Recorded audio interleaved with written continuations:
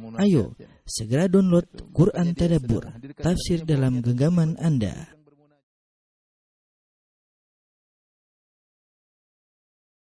Bismillahirrahmanirrahim. Assalamualaikum warahmatullahi wabarakatuh. Alhamdulillahi ala ihsani wa syukru lahu ala taufiqihi wa amtinani wa asyhadu an la ilaha illallah wahdahu la syarika lahu ta'ziman li sya'nihi wa asyhadu anna Muhammadan abduhu wa rasuluhu da'ila ridwani. Allahumma salli alaihi wa ala alihi wa ashabi ikhwani. Para dokter yang dirahmati oleh Allah Subhanahu wa taala.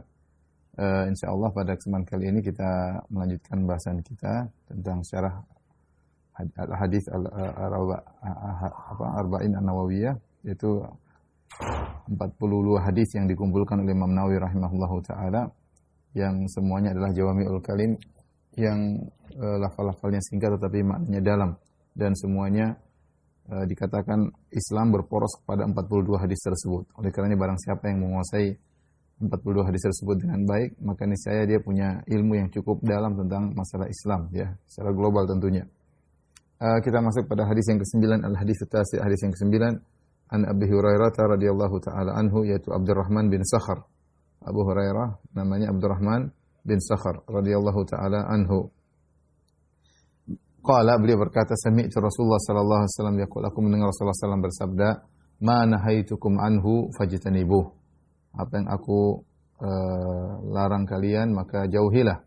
Wa ma amartukum bihi fa'tu minhu mastata'tum. Apa yang aku perintahkan kalian untuk mengerjakannya, ya, maka kerjakanlah semampu kalian.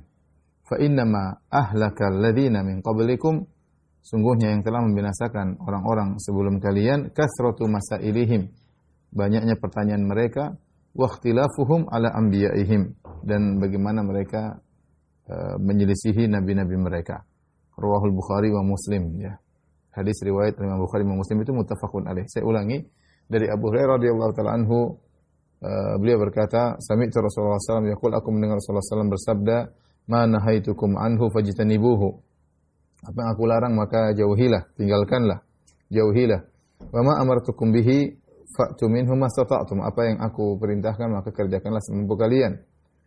Fa inna ma ahlakal ladzina min qablikum kasratu masailihim, ya, wa ikhtilafuhum ala anbiya'ihim. Dan sungguhnya yang telah membinasakan umat-umat terdahulu sebelum kalian adalah banyak bertanya dan menyelisihi nabi-nabi mereka, ya.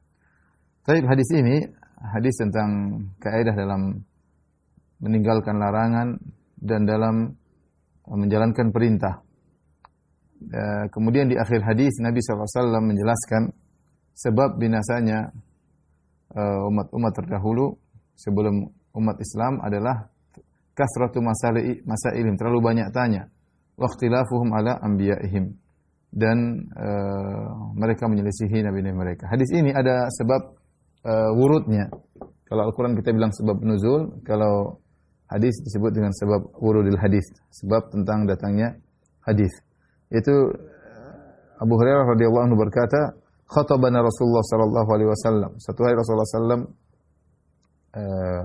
berkhutbah kepada kami. Kemudian dia berkata, ya ayuhan nas, inna Allah farada alaikumul hajj. Ya. Wahai manusia sekalian, sungguhnya Allah telah mewajibkan kalian untuk berhaji. Fahujju, maka berhajilah kalian.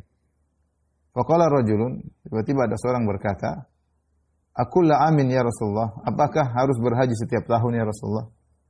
Fasakata. Hatta qala hasalasan. Rasulullah SAW diam, tidak menjawab. Rasulullah sudah bilang, Allah menyuruh kalian berhaji, mewajibkan kalian berhaji, maka berhajilah. Rasulullah tidak mengatakan tiap tahun atau berapa tahun sekali. Rasulullah SAW hanya mengatakan fahujju, maka berhajilah. Lalu ada yang berkata, akulla amin ya Rasulullah, apakah setiap tahun kita harus berhaji? Rasulullah SAW tidak menjawab. Orang ini ulang lagi, akulla amin ya Rasulullah, apakah setiap tahun? Rasulullah tidak menjawab. Dia ulang lagi, akulla amin, apa setiap tahun? Maka Rasulullah SAW berkata, lau qultu na'am la wajabat, kalau saya bilang iya, maka akan menjadi wajib bagi kalian. Wala mastata'tum, kalau sudah wajib setiap tahun, kalian tidak bakalan mampu untuk melakukannya. Subhanallah, ini adalah mukjizat Nabi sallallahu alaihi wasallam, ya. Kalau mungkin kita pikir zaman dulu tidak terbayangkan Islam akan jumlahnya sampai miliar, ya. Mungkin tiap tahun mungkin bisa. Ya. Nah, Nabi dulu kaum muslimin berapanya haji wada Nabi SAW mungkin cuma sekitar 100.000 orang. Seandainya tiap tahun mungkin saja bisa mereka lakukan. Ya. Tapi sekarang orang mau haji aja harus ngantri bahkan puluhan tahun. Ya, bahkan ada yang sampai 50 tahun harus ngantri karena yang daftar terlalu banyak sementara kursi terbatas. Intinya Nabi mengatakan, "Lau qultu na'am," kalau aku mengatakan iya, la wajibat, maka akan wajib bagi kalian haji untuk setiap tahun. Walama sata'tum, kalian tidak bakalan mampu. Zaruni ma taraktukum, biarkanlah aku apa yang aku tinggalkan. Yang aku tidak jelaskan enggak usah tanya-tanya. Inna ma halaka man kana qablakum su'aluhum wa ikhtilafuhum anbiya'ahum. Sungguhnya yang buat orang-orang sebelum kalian binasa adalah mereka terlalu banyak tanya dan mereka menyelisihi nabi-nabi mereka. Fa idza amartukum bi syai'in fa'tu minhu mastata'tum. Jika aku perintah kalian tentang sesuatu maka kerjakanlah semampu kalian. Wa idza nahaitukum an syai'in fada'uh. Kalau kalian aku larang terhadap sesuatu maka tinggalkanlah. Ya, maka tinggalkanlah. Ini adalah sebab urut daripada hadis tersebut. Sebelum kita membahas tentang apa yang dilarang, bagaimana kaidah dalam menghadapi apa yang meninggalkan apa yang dilarang dan dalam kaidah bagaimana menjalankan apa yang diperintahkan, kita akan menjelaskan tentang kasratu al-masail, tentang adab-adab dalam bertanya. Ya, karena Nabi menjelaskan bahwasanya di antara sebab yang binasakan umat-umat terdahulu adalah terlalu banyak bertanya dan penyelisihan terhadap nabi mereka ya. Taib Nabi sallallahu alaihi wasallam mengatakan di antara sebab binasanya umat-umat terdahulu kasrati masailihim. Ya. Yaitu banyak tanya. Banyak tanya bagaimana yang dilarang ya.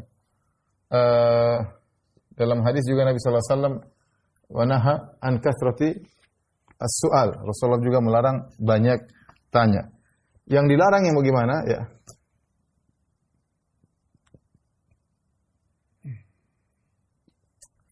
Di antaranya bertanya pada hal yang tidak dibutuhkan. Bertanya tentang hal-hal atau perkara-perkara yang tidak dibutuhkan oleh penanya.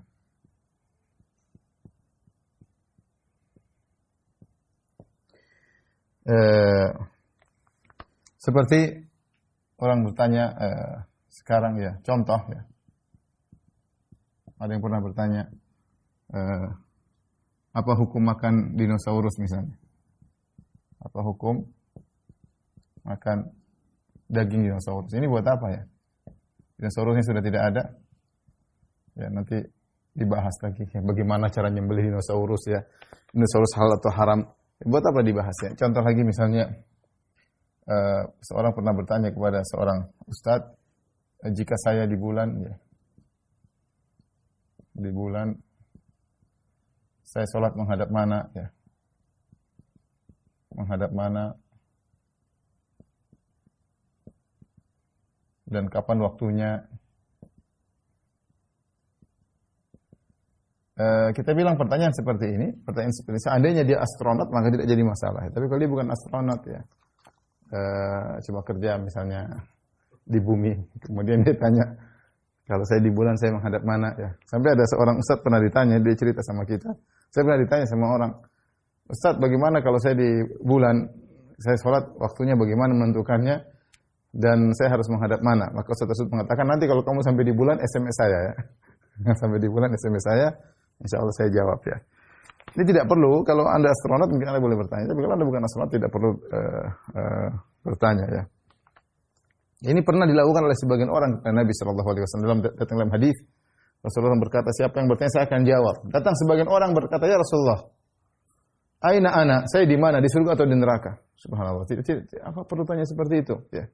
Sampai ada yang bertanya, ya Rasulullah, man abi, siapa bapakku? Kata Rasulullah, bapak fulan. Ya. Sampai bertanya-tanya kepada Nabi yang membuat Nabi SAW tidak suka dengan pertanyaan-pertanyaan tersebut, yang tidak ada faedahnya dan terkadang jawabannya menyakitkan hati seseorang ya. Oleh karenanya kalau seorang bertanya adalah perkara yang dibutuhkan oleh penanya. Kalau kita sibuk bertanya yang bukan urusan kita, akhirnya kita sibuk dengan perkara yang tidak bermanfaat dan kita meninggalkan perkara yang bermanfaat. Ini yang jadi terkadang penyakit seorang. Ingin tahu banyak masalah yang bukan urusan dia. Yang dia tahu pun tidak bisa merubah kondisi. Ini sekedar wawasan. Padahal bukan urusan dia. Sehingga apa yang perlu untuk dia perhatikan, untuk dia jalankan, malah dia tinggalkan. Ya. Makanya Nabi SAW mengatakan, min husni islamil mar'i tarkuhu ma la ya'ni. Di antara keelokan Islam seorang meninggalkan yang bukan urusannya. Dan seorang dai, seorang ustaz kalau ditanya, orang ini bertanya yang tidak ada faedah bagi dia, nggak usah dijawab, tidak harus dijawab. Bukan urusan dia. Kalau urusan dia, apa kita jawab? Penting. Kalau bukan urusan dia, nggak usah dijawab ya. Contoh bertanya,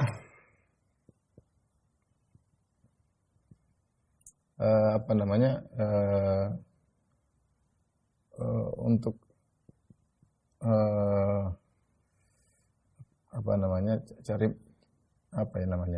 cari masalah ya, masalah atau terlalu dalam ya, yang intinya yang tidak perlu ya. Ada seorang bertanya-tanya terlalu, bagaimana kalau begini, kita bilang ya sudah. Ngapain cari pertanyaan yang terlalu bikin permasalahan terlalu panjang ya. Orang seperti ini enggak usah kita jawab. Ya, permasalahan yang bikin masalah, yang terlalu dalam-dalam, terlalu berlebihan ya, seperti ini tidak perlu dijawab. Contohnya adalah pertanyaannya Bani Israel.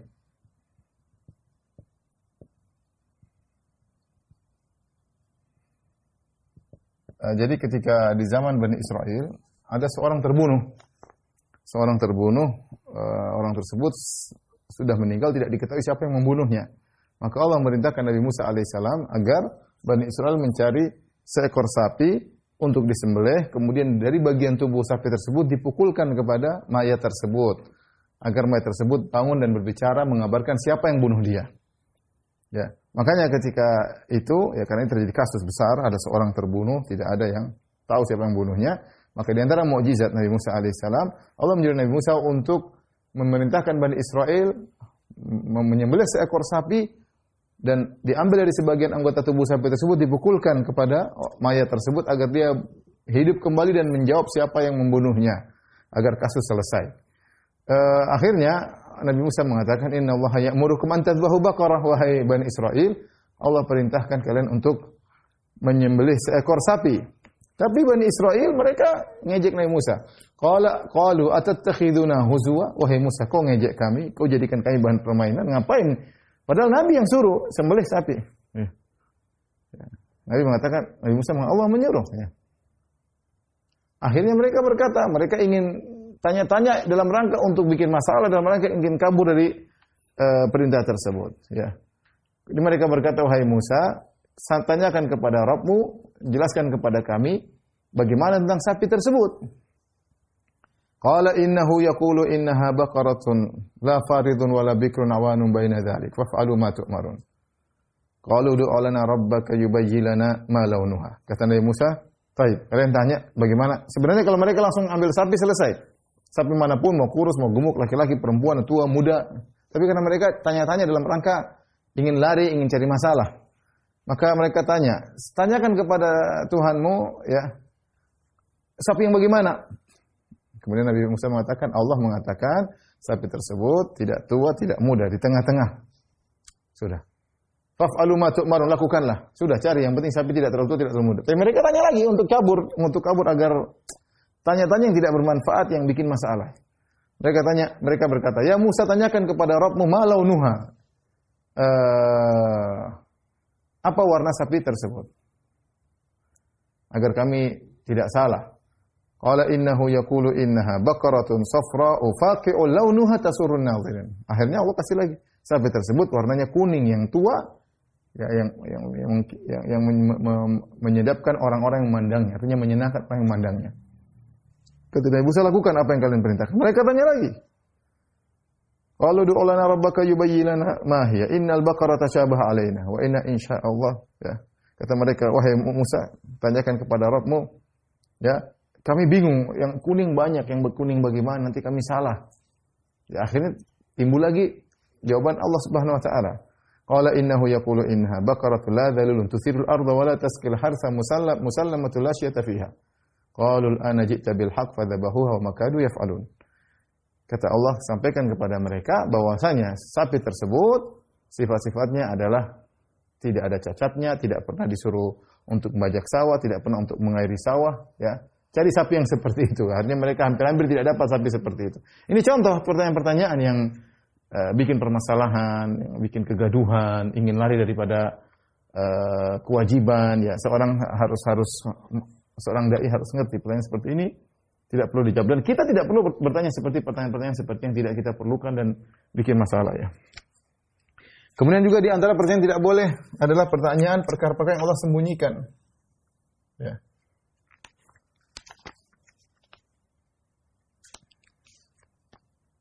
Tentang hal-hal yang Allah sembunyikan. Contoh tentang ruh, misalnya. Tentang hakikat ruh.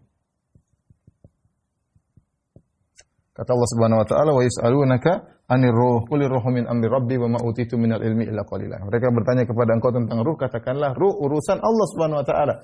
Wa ma utitu minal ilmi illa qalila. Kalian tidak diberi ilmu kecuali hanya sedikit. Tidak mampu kalian memahami hakikat ruh, ilmu kalian cuma sedikit. Atau tentang kapan hari kiamat. Ini juga tidak ada yang tahu, tidak bisa. Nabi saja tidak tahu. Mal mas'ulu anha bi alamin as-sa'il, kata Nabi sallallahu alaihi wasallam, Jibril tidak tahu, yang ditanya tidak tahu, yang bertanya juga tidak tahu. Ketika Jibril bertanya, "Ya Muhammad, akhbirni anis sa'ah." Wahai Muhammad, kabarkanlah kepadaku kapan hari kiamat. Kata Nabi sallallahu alaihi wasallam, "Mal mas'ulu anha bi alamin as-sa'il." Yang ditanya tidak lebih tahu daripada yang bertanya. Sama-sama tidak tahu. Allah sembunyikan. Atau bertanya tentang misalnya, ya, bagaimananya zat dan sifat-sifat Allah. Ini tidak ada yang tahu bagaimana zat Allah, bagaimana tangan Allah, bagaimana wajah Allah. Ya, ini tidak perlu kita bahas dan tidak sampai kepada kemampuan kita. Seperti bertanya tentang hakikat takdir, ya, misalnya, ya, bertanya tentang hakikat takdir. Kata Rasulullah SAW, "Idza dzukira al-qadar fa'amsiku." Kalau disebut tentang takdir, maka tahanlah diri kalian. Allah berfirman, "La yus'alu amma yaf'alu wa hum yus'alun." Allah tidak ditanya tentang apa yang dilakukan, tapi mereka yang ditanya. Kenapa Allah ciptakan iblis? Kenapa kita harus turun di bumi? Kenapa Adam harus begini? Ya, itu ngapain dia tanya gitu?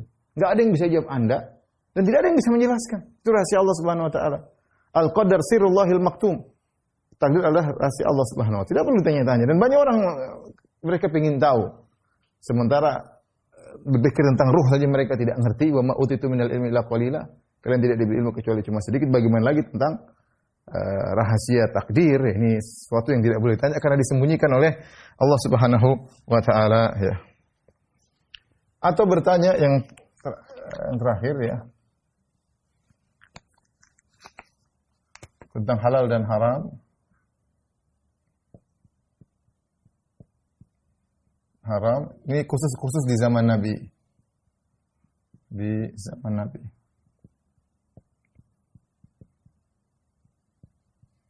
Ya. Ini yang Rasulullah SAW mengatakan, "Zaruni ma taraktukum."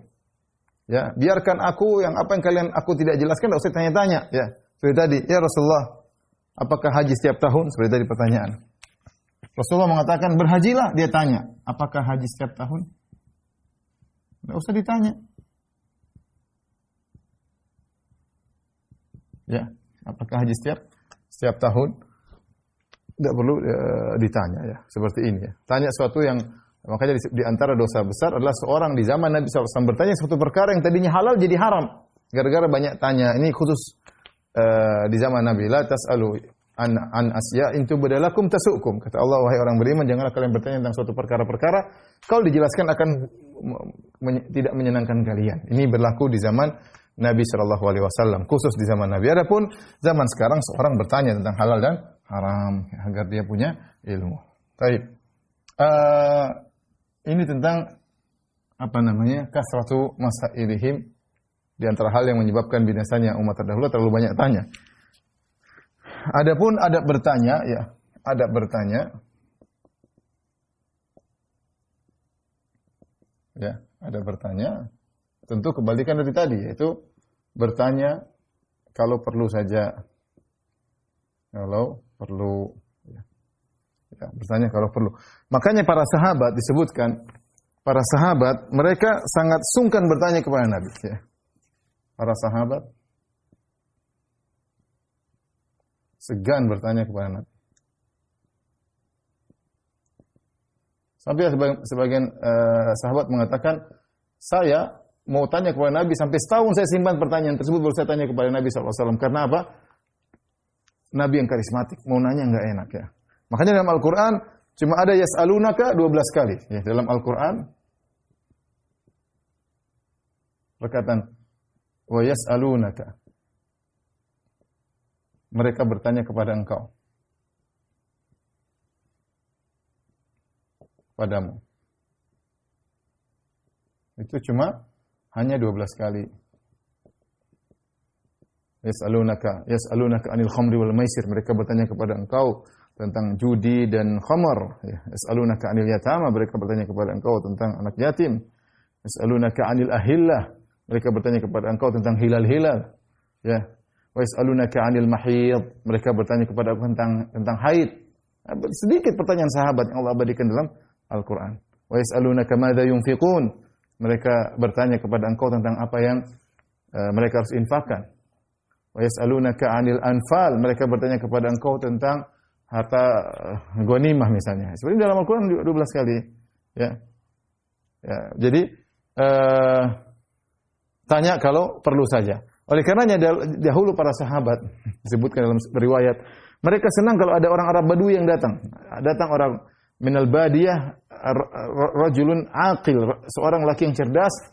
Kemudian dia bertanya kepada Nabi sallallahu alaihi wasallam dan kami sedang mendengar.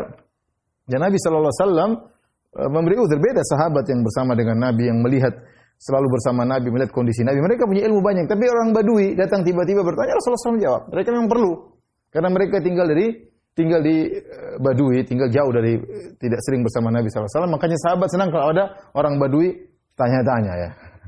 Makanya saya sering sampaikan di dalam pengajian, kalau ada orang sukanya nanya terus, tidak sabar, tidak lihat-lihat kondisi, tidak malu-malu, itu seperti Badui ya. Seperti Badui ya. Ya, tapi intinya Rasulullah kasih uzur kepada orang-orang Arab, orang Arab Badui. Kenapa? Karena mereka memang jauh dari ilmu.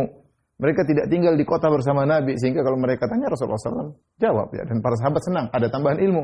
Kalau ada Arab Badui datang, sampai disebut dalam sebagian riwayat para sahabat kasih pemberian kepada seorang Arab Badui, dikasih hadiah. Kamu tanya sama Rasulullah SAW. Mereka senang karena ada tambahan ilmu. Dikasih pemberian harta, entah kain, entah baju, entah apa, dikasih untuk bertanya kepada Rasulullah SAW. Makanya dalam hadis banyak sekali datang seorang Arab Badui bertanya kepada Nabi. Datang seorang Arab Badui bertanya kepada Nabi SAW. Maka ini bertanya kalau perlu. Kemudian ada bertanya di antaranya juga niat yang benar ketika bertanya.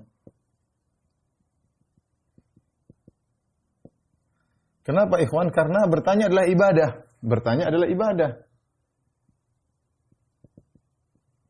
Adalah ibadah, maka butuh niat. Kata Allah Subhanahu wa taala tentang bertanya ya fas'alu ahla dzikri in kuntum la ta'lamun. Bertanyalah kepada orang berilmu jika kalian tidak mengetahui. Berarti ibadah. Kita bertanya enggak tahu itu ibadah. Maka ada adabnya. Ada bertanya kepada seorang ahli ilmu dengan adab, dengan penghormatan, to the point, tidak basa-basi, menghargai dan yang lainnya, karena kita ingin tidak dapat pahala ya. Bagaimana kalau penanya perempuan terhadap ustadz laki-laki, ya juga harus punya adab, tidak asal ketawa ketiwi tanya kepada ustadz, senyum-senyum bikin ustadznya terfitnah dan yang lainnya. Kita harus punya adab dalam bertanya kepada ahli ilmu ya, karena bertanya adalah ibadah. Betapa banyak jawaban-jawaban para ulama, bahkan mereka menulis buku gara-gara pertanyaan yang datang. Contohnya Syekhul Islam Ibnu Taimiyah rahimahullah, betapa banyak buku-buku beliau gara-gara pertanyaan seorang, seperti Aqidah Wasithiyah, Risalah Tadmuriyah, ya Al-Marraqisyiyah, banyak tulisan beliau, Majmu' Fatawa, rata-rata itu adalah pertanyaan-pertanyaan yang dijawab oleh Ibnu Taimiyah dan Masya Allah berkah sampai sekarang orang mengambil ilmu dari jawaban-jawaban Syekhul Islam Ibnu Taimiyah rahimahullahu taala. Tapi yang terakhir mengenai pertanyaan tentang perkara yang belum terjadi.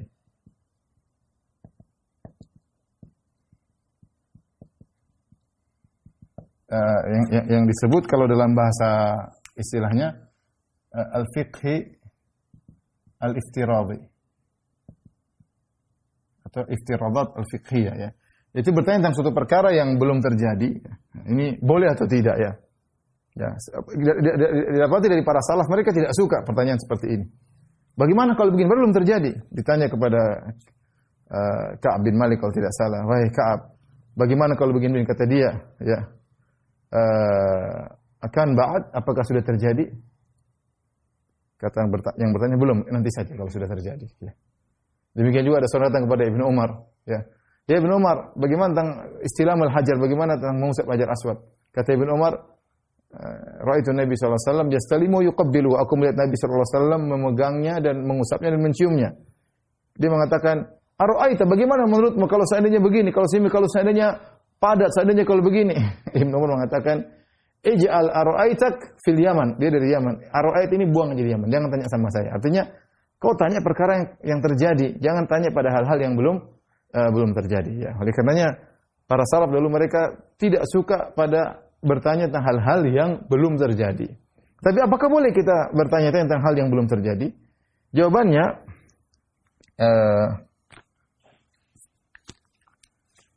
kalau perkara tersebut mustahil,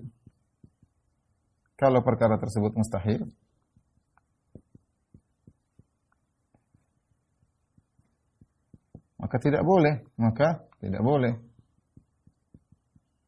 Kalau mungkin terjadi dan mungkin kita hadapi, maka itu penting.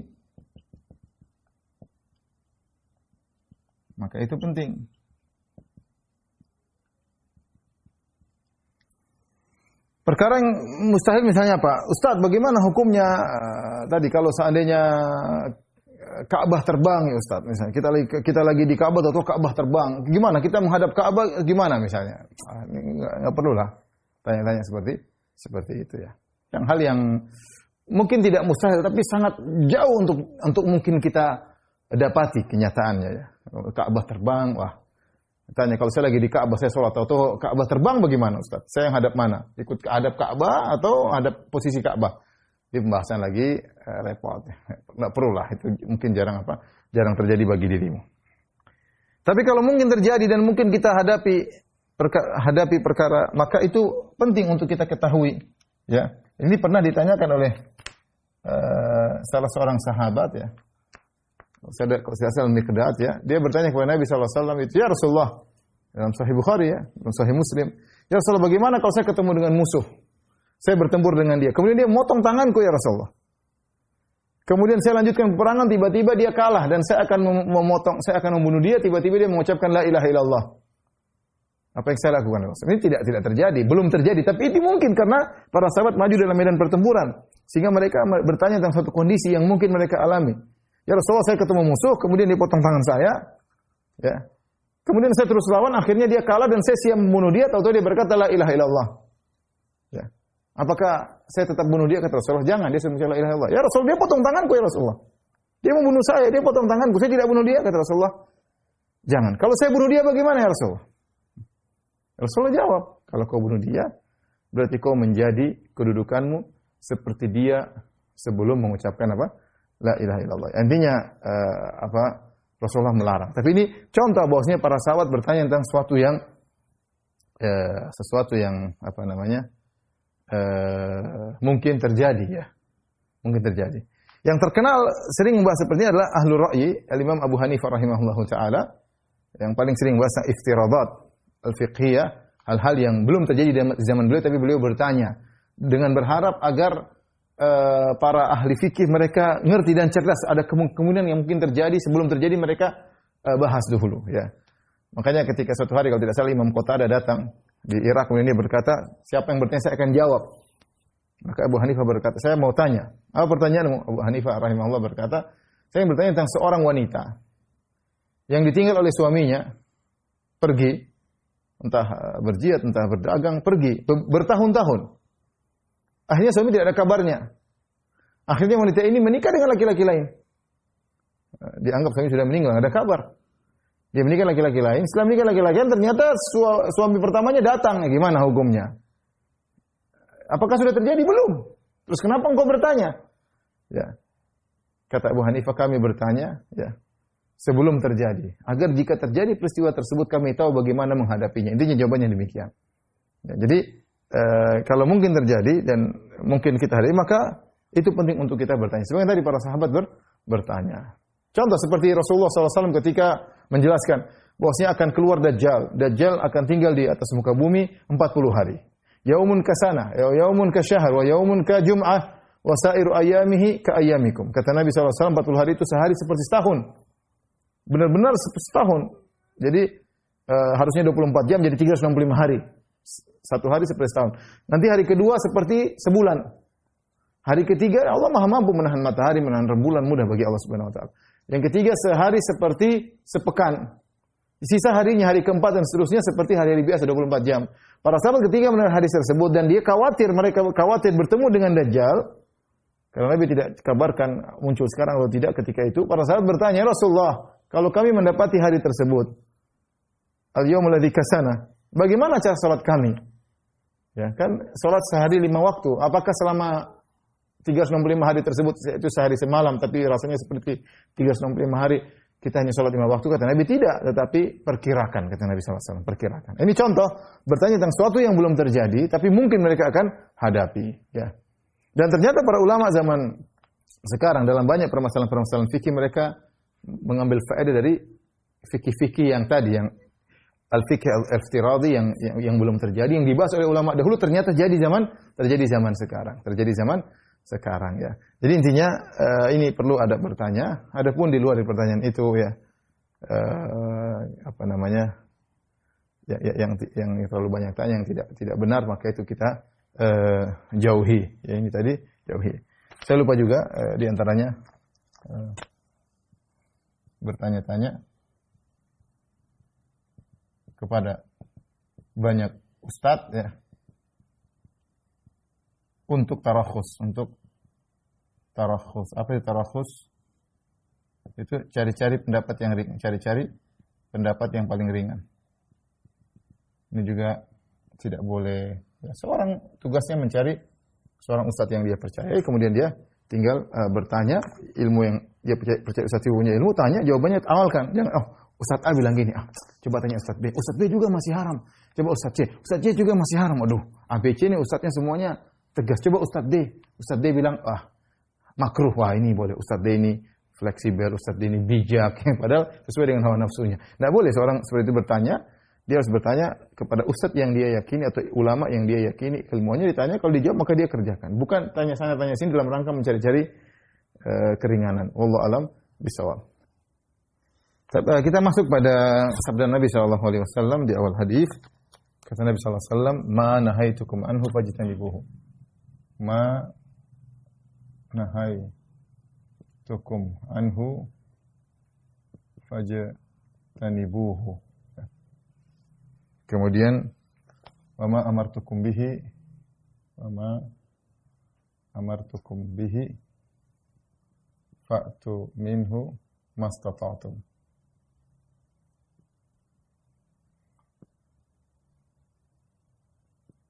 Ya. Artinya apa yang aku larang maka jauhilah. Apa yang aku larang maka jauhilah. Fajtanibuhu. Apa yang aku perintah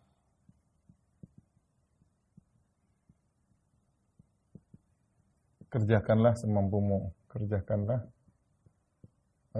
seoptimal mungkin ya.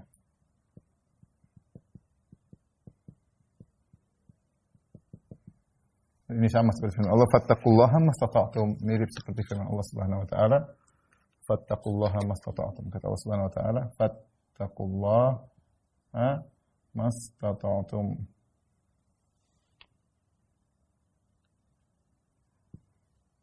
Bertakwalah semampumu.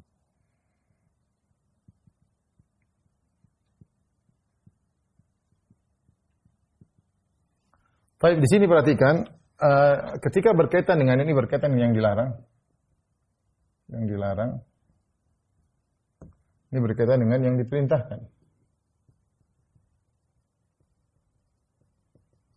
Ketika Nabi SAW mengatakan apa yang aku larang maka jauhilah, ya, perintah jauhilah. Bukan hanya sekedar tidak dikerjakan, bahkan Nabi menyuruh untuk dijauhi. Ya, maka seorang berusaha menjauhi yang dilarang oleh Nabi SAW. Bahkan bukan sekedar tidak melakukan, bahkan menjauhi. Oleh karenanya banyak perkara-perkara yang Rasulullah SAW haramkan atau Allah haramkan, Allah juga larang hal-hal yang mendekati kepada perkara tersebut. Contoh seperti zina.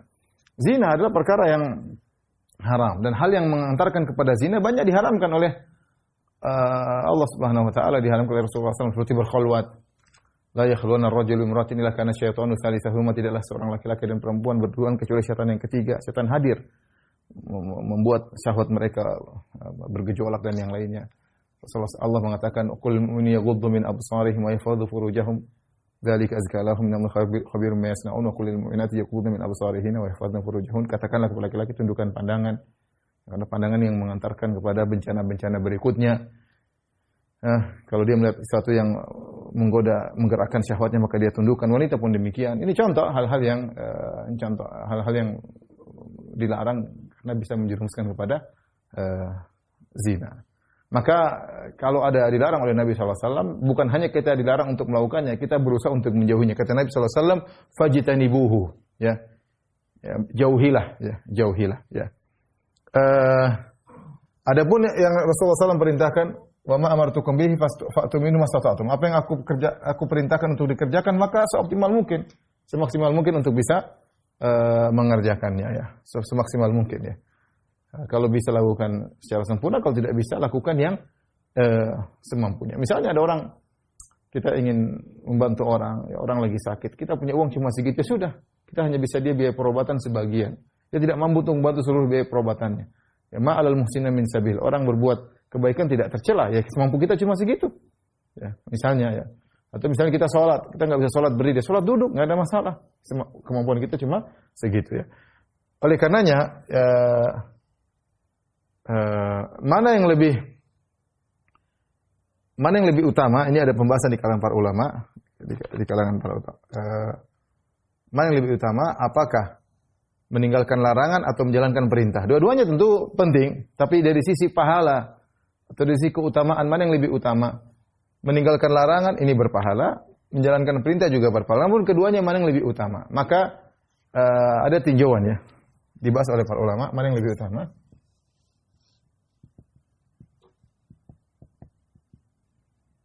Sama.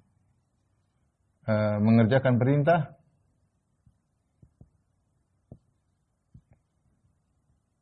atau meninggalkan larangan.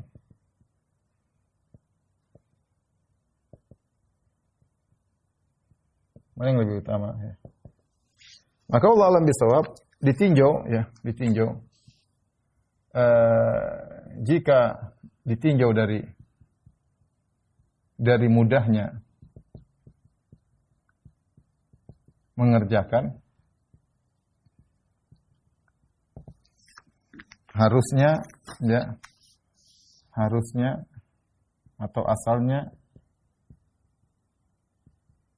meninggalkan larangan lebih mudah.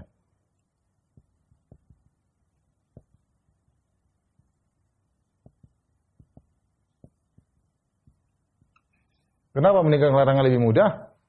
Karena ya yang penting kamu tidak kerjain. Kamu tidak kerjakan, ya. Kamu tidak kerjakan. Adapun kalau menjalankan perintah, ya kita harus mengajarkan sesuatu. Ya. Kan kalau kita tidak berzina, sudah jangan pergi ke tempat perzinahan. Ninggalin aja gampang. Ya, kemudian apa? Jangan ganggu cewek, sudah ninggalin aja kan mudah. Beda kalau mau sholat, mau haji kan harus usaha. Ya, kalau makanya ditinjau dari mudah untuk ditinggalkan, harusnya asalnya meninggalkan larangan lebih mudah. Ya, harusnya lebih mudah. Ini pendapat sebagian ulama, ya. Karena makanya Nabi ketika mengatakan fajitanibuhu, Nabi mengatakan tinggalkan, tidak ada keringanan. Beda dengan ini, ketika Nabi mengatakan kerjakanlah, ada keringanan semampumu. Artinya kalau tidak mampu ya sudah.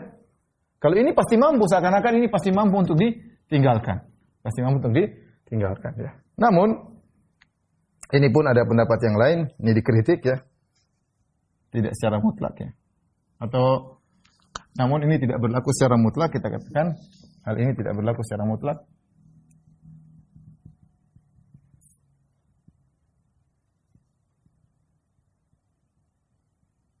Bahkan sebagian kondisi meninggalkan larangan lebih berat. Larangan lebih berat. Lebih berat ya. Makanya sebenarnya mengatakan bukanlah orang yang baik adalah yang mengerjakan kebajikan. Yang mengerjakan kebaikan orang baik bisa, orang fajir juga bisa ya. Bersedekah banyak yang bisa lakukan. Orang baik bisa, orang fajir juga bisa ya. Berbakti sama orang tua, orang soleh bisa, orang yang malas sholat juga bisa. Tapi kalau meninggalkan maksiat, biasanya yang bisa melakukan hanya orang-orang baik ya. Menundukkan pandangan, tidak melihat yang haram, tidak mudah. Meninggalkan zina, meninggalkan riswah, meninggalkan korupsi, meninggalkan ini makan yang haram. Ini hanya orang-orang yang ya. Meskipun dikatakan pada asalnya meninggalkan keharaman lebih mudah, tapi pada kondisi tertentu meninggalkan keharaman itu berat. Apalagi faktor-faktor yang mendorong untuk melakukannya semakin besar. Ya. Seperti makanya Allah menyebutkan tentang kisah Nabi Yusuf alaihissalam. Allah sebutkan kisahnya diabadikan dalam Al-Quran bagaimana dia digoda oleh Zulaikha dalam sebuah kamar. Zulaikha sangat cantik jelita, sudah cantik jelita dia menghiasi dirinya, kemudian dalam kamar nggak ada yang lihat, pintu semua ditutup, dan Zulaikha yang mulai merayu, dan Yusuf orang asing dari jauh, kalau dia bermaksiat keluarganya nggak ada yang tahu, kemudian syahwatnya sudah bergejolak, ya sudah ini semua ini sangat berat untuk meninggalkan maksiat ini. Tapi Yusuf alaihissalam berhasil meninggalkannya. Makanya ini diantara mangkobah, diantara keistimewaan Nabi Yusuf bisa meninggalkan maksiat dalam kondisi yang sangat berbahaya tersebut. Tapi jika ditinjau dari zatnya, maka melakukan ibadah lebih utama. Perintah lebih utama. Kenapa? Karena melakukan perintah adalah melakukan suatu kegiatan. Adapun meninggalkan larangan adalah intinya tidak melakukan apa-apa. Kamu menahan dirimu untuk tidak melakukan yang itu. Tapi kalau perintah kan kita melakukan, haji umrah kita melakukan, dan perintah itu adalah maksudah li dzatihi. Maksudah li dzatiha. Memang benar-benar diperintahkan oleh Allah, dimaksudkan untuk dikerjakan. Adapun meninggalkan maksiat maka maksudah li ghairiha. Yang penting kamu tidak terjerumus ya. Kamu tidak terjerumus agar imanmu terjaga, agar ketakwaanmu terjaga, jangan terjerumus. Tapi kalau perintah kita memang ingin mendatangkan ketakwaan dengan salat, dengan haji, dengan umrah, maka ditinjau dari zatnya menjalankan perintah lebih utama daripada meninggalkan larangan. Intinya dua-duanya harus dikerjakan. Baik, kita punya kaidah umum juga berkaitan dengan yang dilarang dan diperintahkan, yaitu kaidahnya, kaidah penting.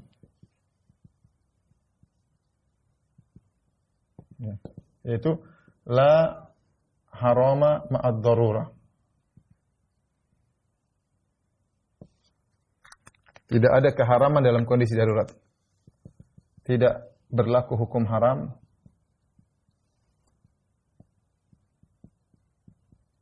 dalam kondisi darurat. Ya.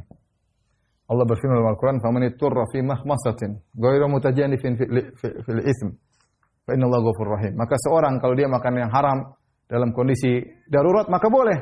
Dia makan daging babi, boleh, tidak ada makan lain. Tidak ada makanan lain ya. Ini contoh ya. Tapi syaratnya dua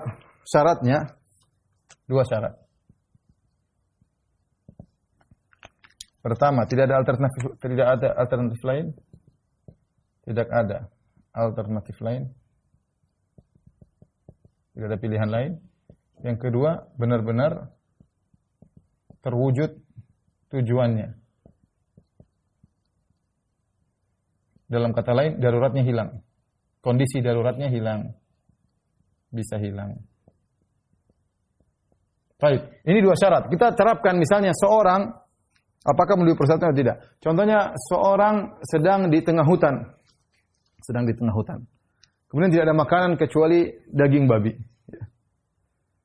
Tidak ada makanan. Apakah ada alternatif lain? Tidak ada. Misalnya dia cuma dapat daging babi misalnya ya. Atau di tengah padang pasir dia tidak dapat kecuali anjing ya. Anjing di tengah padang pasir enggak ada hewan yang berkeliaran, ada anjing lewat, dia sudah lapar dia bunuh anjing tersebut. Tidak ada makanan lain. Tidak ada buah-buahan, tidak ada hewan lain. Berarti persyaratan pertama terpenuhi. Tidak ada makanan lain kecuali anjing misalnya. Atau bangkai yang haram. Tapi itu yang didapati. Kemudian persyaratan kedua benar-benar terwujud tujuannya jika dia melakukan yang haram. Kalau dia makan benar-benar dia kenyang, iya dia kenyang. Pasti dia kenyang kalau dia makan daging tersebut. Ketika terpenuhi dua persyaratan ini maka daging anjing tadi menjadi halal atau daging babi tadi menjadi halal atau bangkai tadi menjadi halal. Kenapa? Karena dia dalam kondisi darurat dan terpenuhi dua persyaratan ini. Tidak ada alternatif lain dan daruratnya tadi bisa hilang. Itu contoh. Berarti jadi halal ya. Timbul pertanyaan, Ustaz kalau kita daging bangkai atau daging anjing, boleh enggak kita makan sekenyang-kenyangnya? Mumpung kapan lagi bisa makan daging anjing, daging babi kita makan kenyang-kenyang? Atau bisakah kita bawa bekal pergi ya? Allah mengatakan, kalau ternyata dia masih menempuh jalan yang jauh, sementara daruratnya enggak jelas sampai kapan, dia boleh makan kenyang dan dia boleh bawa bekal. Kapan dia temukan penggantinya, dia buang itu. Selama dia tidak menemukan penggantinya, dia boleh bawa bekal tersebut ya. Ya, lain halnya kalau dia tahu sebentar lagi saya akan sampai satu kampung ya, dia jangan kenyang-kenyang, secukupnya saja yang penting dia bisa sampai. Ya, yang penting dia bisa sampai. Lihat situasi dan kondisi. Baik, pertanyaan berikutnya lagi masalah ini contoh pertama. Contoh berikutnya misalnya berobat dengan yang haram.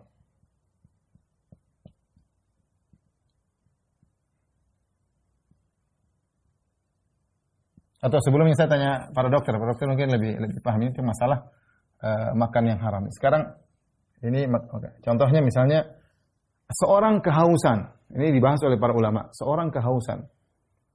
Kemudian dia tidak menemukan air minum kecuali khamar.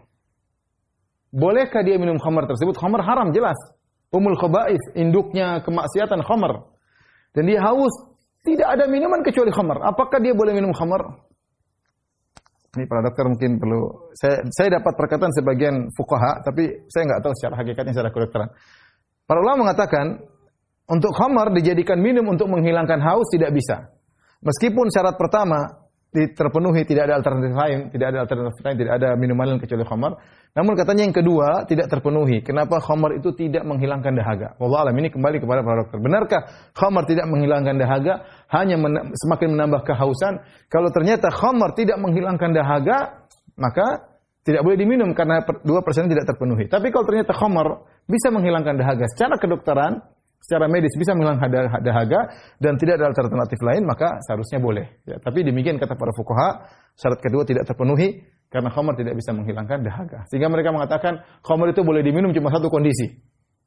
Karena khamar tidak bisa menghilangkan dahaga, misalnya seorang makan terus keselak di sini dan kalau tidak ada yang dia minum bisa mati, tidak ada kalian kecuali khamar, maka dia boleh minum khamar bukan untuk menghilangkan dahaga tapi untuk menjatuhkan makanan yang keselak di tenggorokannya. Itu boleh. Karena khamar tidak menghilangkan dahaga. Tapi ini pernyataan. Khamar tidak bisa menghilangkan dahaga, ini mungkin perlu dibahas secara medis benar atau tidak.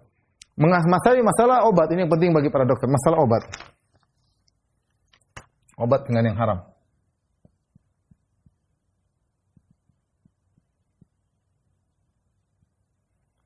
Obat dengan yang haram. Bagaimana hukum pengobatan dengan yang haram? Seperti dengan benda yang najis, ya. Misalnya dengan daging babi misalnya, ya. Para ulama membagi menjadi dua, ya. Untuk berobat dengan khamar ada nas khusus, tidak boleh, ya. Dengan khamar atau tidak boleh secara mutlak. Karena ada nas khusus dalam Sahih Muslim, Rasulullah ditanya tentang khamar, Rasulullah mengatakan bukan obat, tidak boleh digunakan. Adapun selain khamar, seperti mungkin perkara yang najis atau haram, ya, maka banyak ulama mengatakan berlaku ini hukumnya boleh dengan jika dipenuhi persyaratan. Hukumnya boleh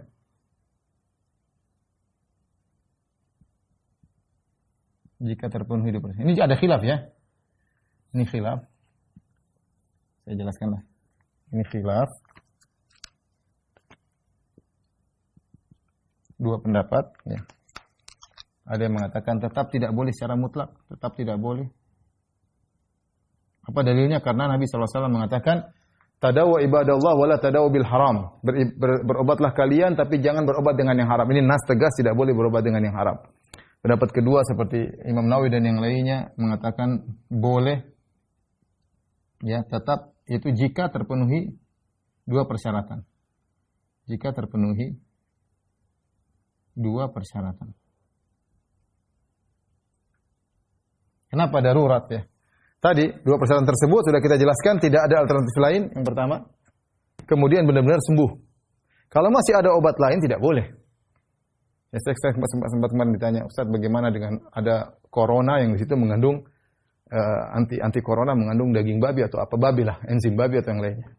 Ya, kalau ternyata masih ada obat yang lain, maka tidak boleh hukumnya.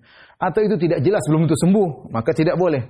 Hanya memenuhi persyaratan. Pertama, tidak ada alternatif yang lain, obat yang lain. Yang kedua, benar-benar sembuh. Kalau terpenuhi persyaratan ini, maka saya lebih condong pada pendapat bolehnya. Seperti pendapat Imam Nawawi rahimahullahu ta'ala. Ini berkaitan dengan kaidah penting, tidak ada haram bersama darurat. Yang berkaitan dengan ini, ada kaidah penting juga, mirip dengan yang sana, kaidah penting, berkaitan dengan yang diperintahkan.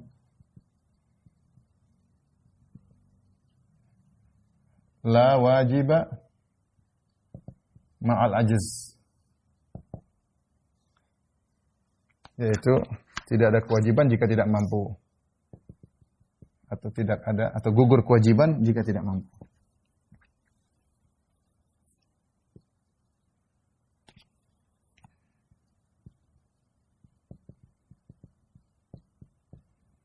Jika tidak mampu. Contohnya apa? Contohnya ya kita bisa ambil juga misalnya seorang haji tidak mampu, ya sudah sakit ya nggak usah haji. Ya. Puasa tidak sakit ya nggak usah puasa, nggak mampu mau diapain, mau dipaksa. Ya. Mau sedekah nggak punya duit ya sudah ngapain sedekah ya. Bayar zakat nggak punya duit nggak usah bayar zakat.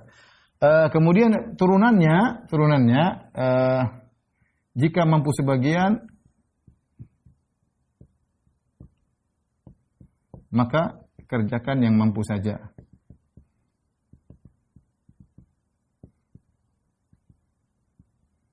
Contoh dalam salat, kata Nabi sallallahu alaihi wasallam, "Shalli qa'iman." Salatlah kau dalam kondisi berdiri. Fa illam tastati' fa qa'idan. Jika kau tidak mampu maka dalam kondisi duduk. Jika kau tidak fa ala jam, kau tidak mampu salat dalam kondisi duduk maka berbaring. Contoh, padahal kita tahu berdiri rukun salat. Kalau seorang sengaja salat wajib dalam kondisi duduk maka salatnya batal. Kalau dia mampu berdiri salat duduk batal. Tapi kalau dia tidak mampu, misalnya di pesawat tidak ada tempat harus duduk di kursi misalnya, atau dalam kendaraan bergoyang-goyang tidak mungkin dia berdiri, sholat sambil berdiri, maka dia boleh sholat dalam kondisi duduk. Kenapa? Dia tidak mampu. Dia tidak mampu. Ya, ini contoh. Contoh seperti seorang dia sholat, ternyata dia tidak menemukan air, maka dia bisa tayamum. Kemudian kalau dia ternyata tidak ada air, tidak ada tayamum, ya. Contoh misalnya gimana ya? Dalam kondisi dia tidak bisa terkena air. Dan juga dia tidak bisa terkena tanah, ya tidak bisa terkena udara. Misalnya pakai APD, misalnya dalam kondisi tertentu dia harus sholat. Sebenarnya tidak boleh buka. Kalau dia buka maka virus akan masuk dan macam-macamnya. Boleh mau diapain lagi? Tidak mampu. Boleh sholat meskipun tanpa berwudu, tanpa tayamum. Ya. Demikian juga para ulama khilaf. Misalnya seorang dia hanya bisa berwudu pada sebagian, ya. Hanya bisa berwudu pada sebagian. Kakinya sebagian misalnya terluka, tidak bisa kena air. Apakah dia berwudu? Terus sisanya bagaimana? Ada yang mengatakan sisanya sudah gugur. Ada yang mengatakan dengan tayamum. Ada yang mengatakan menggabungkan antara wudu dengan yang dia mampu wudu dia wudu, yang tidak dia mampu bagian kakinya dia tayamum, sehingga dia menggabungkan tayamum dengan wudu. Tapi ada khilaf di kalangan para ulama. Tapi ini contoh sederhana yang bisa kita lakukan sebagian, maka lakukan sebagian, yang tidak bisa kita lakukan maka kita tinggalkan. Tapi demikian saja para dokter yang dirahmati Allah Subhanahu wa taala. Apa yang bisa saya sampaikan semoga bermanfaat. Wallahu a'lam bishawab. Demikian, atas kurang lebihnya saya mohon maaf. Wabillahi taufiq wal hidayah. Assalamualaikum warahmatullahi wabarakatuh.